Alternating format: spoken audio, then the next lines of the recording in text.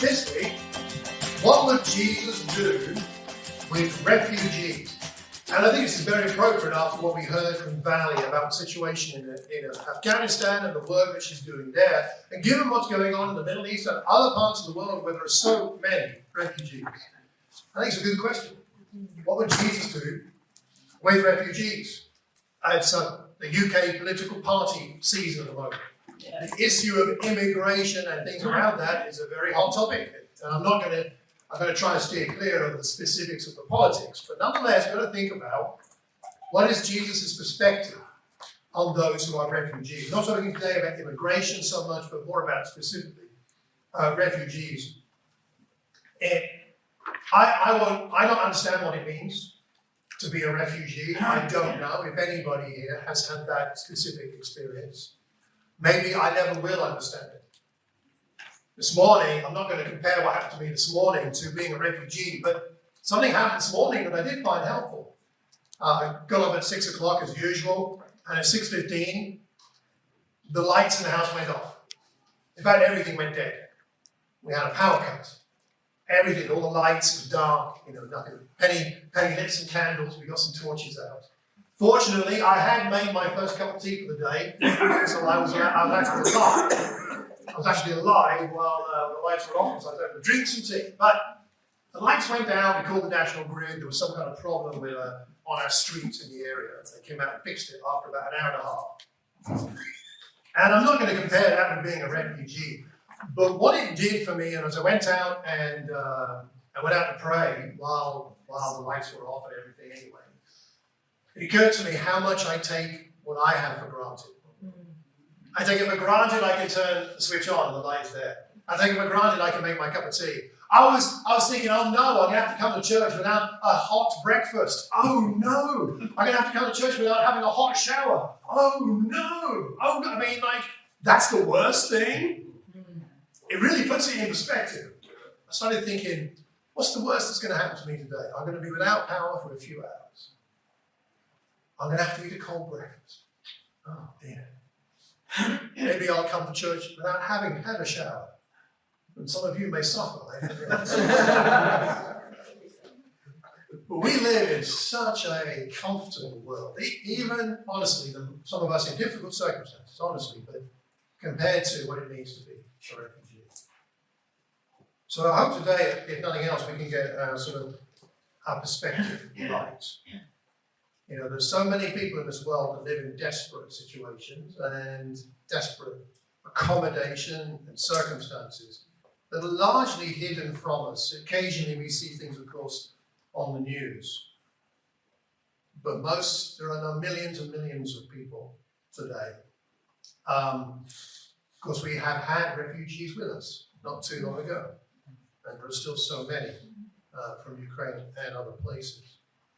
And right now in the Middle East, there's who knows how many refugees and what they're going through.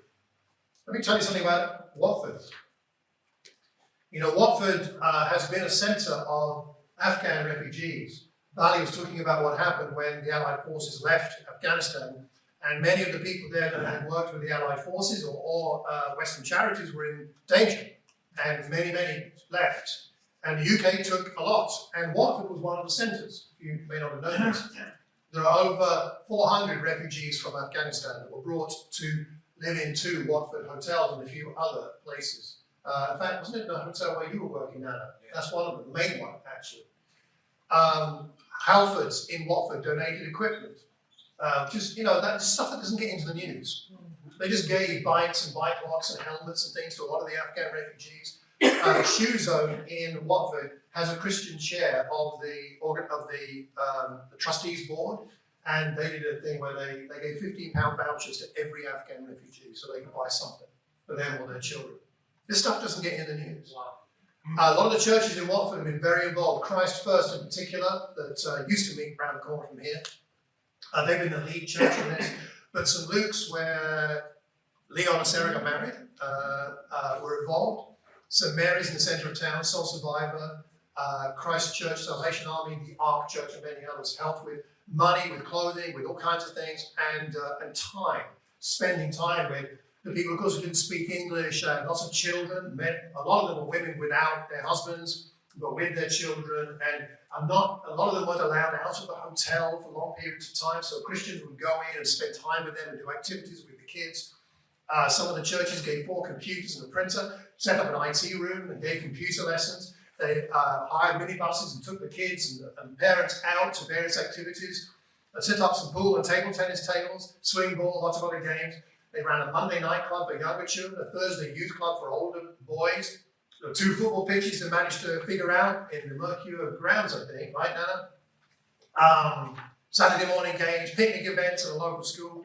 Lots of football, bowling, snooker, cooking for the ladies, craft sessions, weekly activities, a children's film night, mostly cartoons because the kids didn't speak any English. Conversation classes, a youth club. This has been going on for 2 years.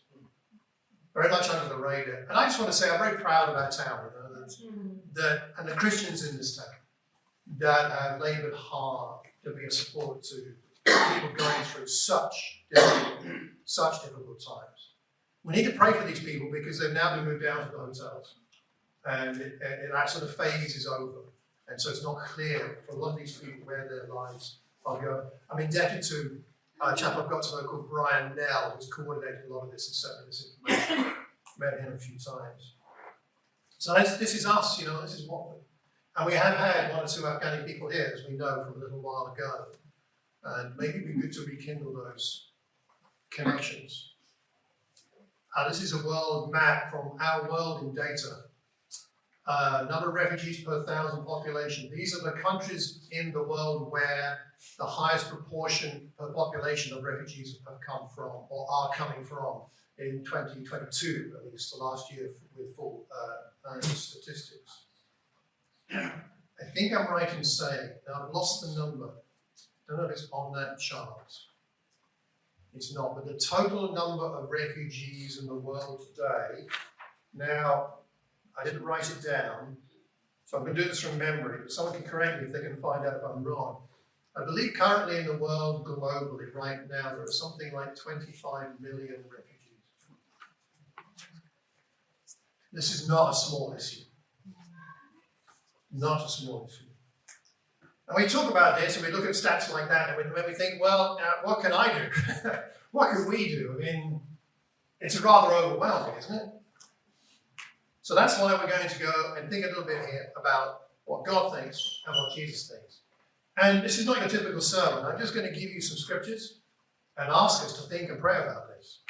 And then see what we can do to imitate the heart of Jesus in some way towards people who are refugees today.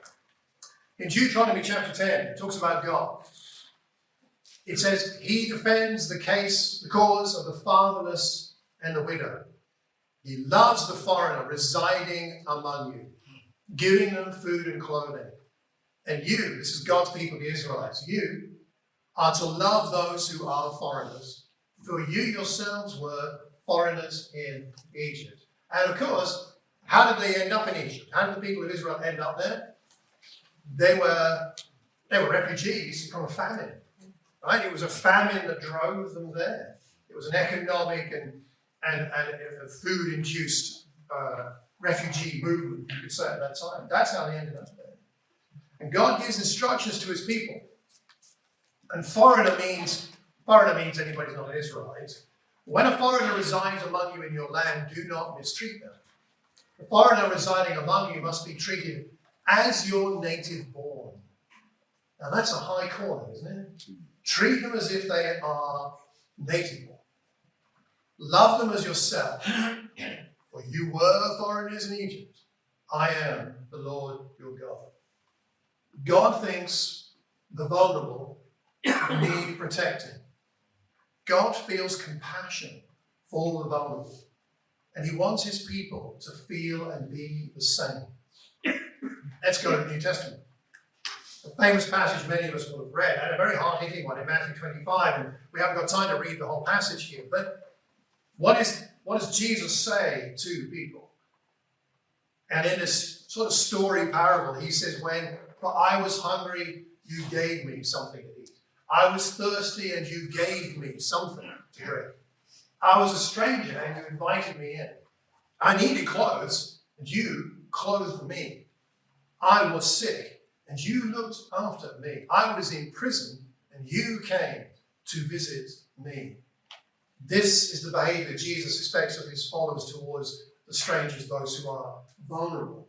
We might think of the parable of the Samaritan, of course, which we won't go into now, in Luke 10, where Jesus says, this is who your neighbor is. It's like the guy who's beaten up. Look after him. Be like the Samaritan, not like the religious people in the story. In Hebrews chapter 13, do not neglect to show hospitality to strangers. Now, of course, in that culture, a stranger was a vulnerable person. We're not talking about somebody you bump into on the street. What he's talking about there is, in that culture, if you were traveling through an area and you didn't have family there, where were you going to stay? You were going to stay with somebody who would invite you in. It was normal in that culture, and it's normal in still many cultures today, in fact some represented here, that would happen in your local town, in your local village. That there'll be strangers who would come in, and they're passing through, and you don't leave them out there on the street. There's no Premier Inn. There's no place for them to stay. There's no Airbnb. They have to stay in somebody's house, and so they get invited in. Because they're vulnerable. If they stay out there during the night, A, there's wild animals, B, there's bandits. I mean, who knows what might happen? So don't neglect to show hospitality to those strangers, those vulnerable ones. For by doing that, some have entertained angels without knowing it.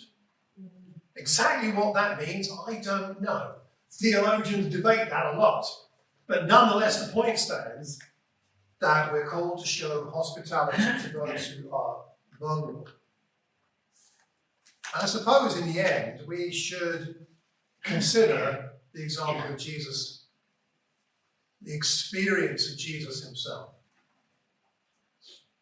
When the wise men had gone, in Matthew chapter 2, when they'd gone, an angel of the Lord appeared to Joseph, Jesus' father, in a dream. Get up, he said, take the child, that's Jesus, and his mother, and escape to Egypt. Egypt comes up again. Go to Egypt. Stay there until I tell you. For Herod is going to search for the child, for Jesus, to kill him. So he, Joseph, got up, took the child and his mother during the night, and left for Egypt, where he stayed until the death of Herod. And so was fulfilled what the Lord had said through the prophet, out of Egypt I called my sons, prophecy about the Messiah. Now what did Herod do when Jesus and his family had left? He slaughtered all the boys, 2 years and younger, in that area of Bethlehem. Massacre. Jesus would have been amongst that number. But he was a refugee. A refugee in Egypt. For a number of years. Jesus knows what it's like to be a refugee. He knows more about that than many of us here do. Jesus, therefore, of course, understands what refugees go through today better than any of us here can. Jesus wants the vulnerable protected. Jesus feels compassion towards those who are that vulnerable.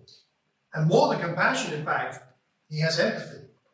He has an ability to empathize because of his own experience. And surely he hopes that we, his followers, would feel the same. We'd act accordingly with compassion. Now, that acting in compassion isn't always easy. We like to think that we're people of compassion. We like to think, yes, I would respond. If there was a stranger in need, I'd have them in my house and I'd do this. And it's always easy to say it, but when push comes to shove, it's not always as easy. I'll give you a very small example from my week this week. So I was here on Tuesday in the back room at Cafe West, Lissy and others, Pat and so on, and I was having a nice cup of coffee, and I was having a very nice slice of cake, which the bakers do a fantastic job in Cafe West on a Tuesday. And I was sitting there with a chap called James Wilson and another fellow on a table just having a chat. And James said, what are we going to do for this fella? And I said, what do you mean? And when I got talking to him, and this other fellow, whose name I forget, he'd lost his phone. And he's got a lot of health challenges. He's had a brain injury, he's blind in one eye, he's quite deaf. I forget all of his health challenges, but they are numerous. And it's very challenging life for him. But he'd lost his phone. And I was like, I'm sorry you lost your phone. That's really annoying, was my response. But James, sitting next to me, said, well, what are we going to do? I said, what do you mean? What are we going to do for him? I was like, yeah, what are you going to do for him? I'm just here for a cup of coffee and a chat, right? I've got a clothes suit. I'm enjoying my cake. Leave me alone. No, what are we going to do? I thought, what kind of phone is it? He said, I don't know. Well, we can do Find My Phone if it's an iPhone. Can we do that on an Android? I don't know. I'm not an Android person. So we start talking about all that, and I asked him, well, when's the last time you saw your phone? And he said, last time I remember having it was in the shop across the road, just over there. And so I said, last time you saw it was over there. So James said, why don't you go over to the shop over the road and find out? I said, okay. So I left my coffee and my slice of cake, half eaten, and I went across the road to the shop he told me about, and I went in there and I started talking to a lady who didn't speak any English, so I was trying to make myself understood with sign language about phones. Anyway, I just couldn't make myself understood. Then another chap comes into the shop who works in the shop, and he said, what is it about a phone? Oh, yeah, you can look that. He said, I'll look it up online. There's a website you can go to. I was like, okay. He was tremendously helpful. Couldn't find the phone. I had the number, I tried it, it just went straight to voicemail, the battery's probably dead, whatever. Anyway, we then have a long conversation in the shop about, no, he didn't leave it here. I do know the person I'm talking about. Yes, I met him before, but he often comes in here. Sometimes he's put his phone there, sometimes there, sometimes there. He walks out of the shop, and I say afterwards, come back, you've forgotten your phone, and all of this, and it's very interesting. We couldn't find the phone. And I came back to the cafe, and I said, I'm really sorry, but it's not in the shop. But the chap in the shop said, if you go into the shop, he will help you to see if he can find the phone. He's got this website he can use. And so I still don't know how that turned out. I must go back on Tuesday, I suppose, and find out. The point of the story for us here is that I was fine sympathizing with the fact he'd lost his phone. But when it came to what am I going to do, I was shocked at how resistant I was to do it. It really bothered me that it wasn't an instant, of course, I'll do anything I can. Not a good thing. And I think that's where we got to push through, right? And maybe we need a nudge. Like I needed this chap James to give me a nudge. I needed that.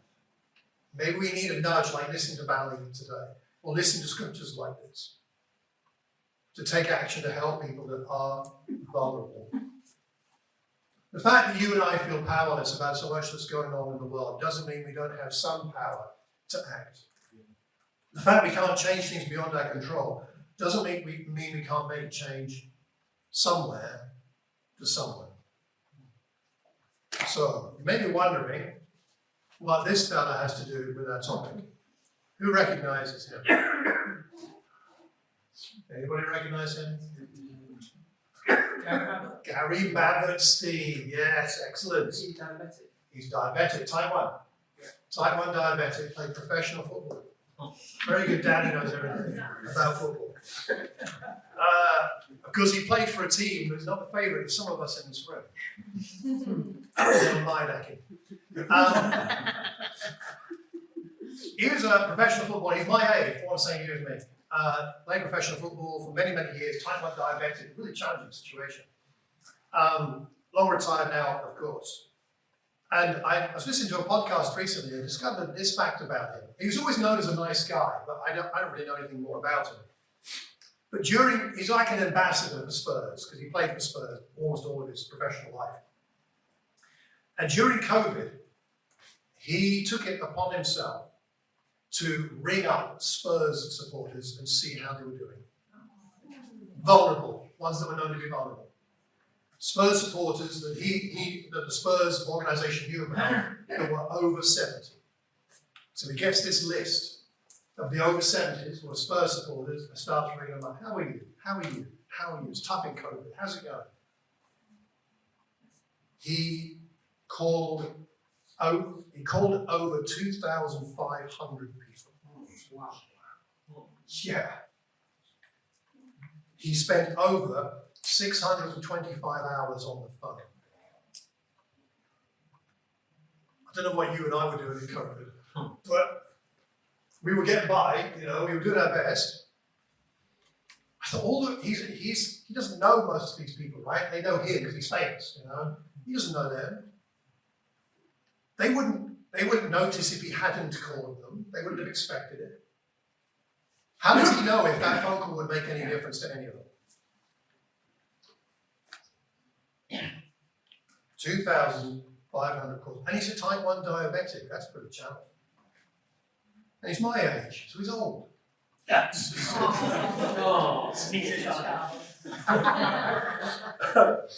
That's all relative. I just love that example and think there is something that we can do.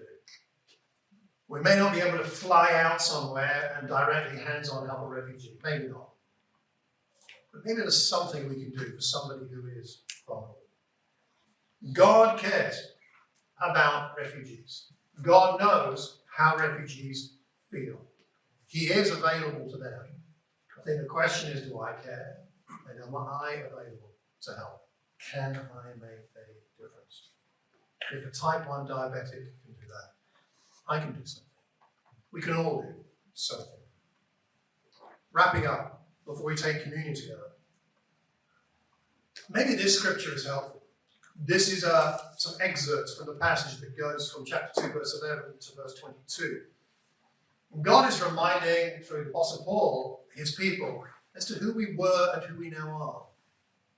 He says, remember that you were separate from Christ, excluded from citizenship in Israel. You didn't belong. And foreigners, that word again, to the covenants of the promise, without hope, without God in the world. But now,